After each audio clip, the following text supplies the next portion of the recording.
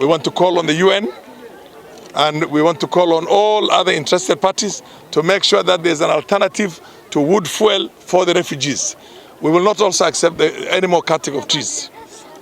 And we also have to go on a major, very Marshall plan of trying to do a reforestation and bringing back the indigenous trees of this place. The indigenous trees of this place, and even in the indigenous wildlife. So we will create conservancies, we will create the Mazingira parks, we will create everything that needs to be done to make sure this environment is protected for posterity and for generations to come.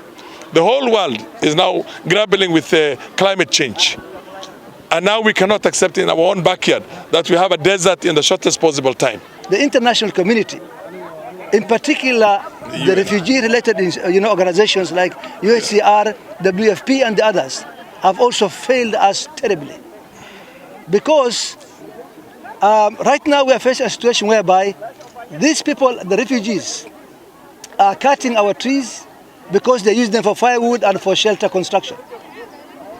The refugees are also killing our wildlife, particularly the giraffes, because they are not given enough protein, or rather they're not given any kind of meat in the food that they're given to them. So in both cases, it's us now who have been left to basically suffer all the loss. Our wildlife is being killed by the refugees, and as you can see also, our plants and particularly the acacia tree, which is so dear to us, which is, a tree of identity for us, is being eliminated in a very, very unfortunately serious way. I've just been informed that one of these trees will normally take about 20 years. Even more. Even more than that. Or probably 30 years. Up to 300 years. Now imagine how many trees were cut in the last few days by these people.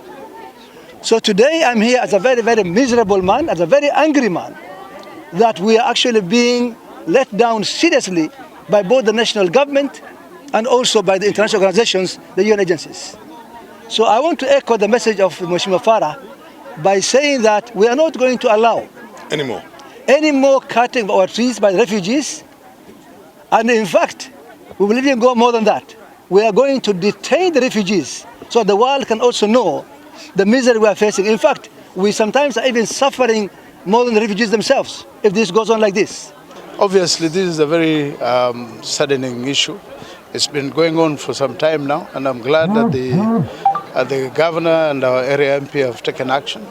I'll pass the same message to the refugees. I'll also share the same with the UNHCR organs. This obviously cannot continue. The continued process has really converted an otherwise green area into a desert. And so soon, if we don't take any action, this will be a vast desert. Yeah. So this we cannot accept. The buck ideally does not stop with me. Stops with everybody. It stops with all of us.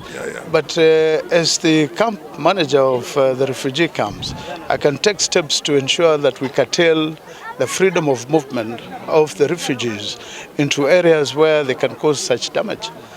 And of course I will appeal to the police and other security organs to assist in this, also the host community, because if they do not use the roads where the police patrol, it means they penetrate through the forests.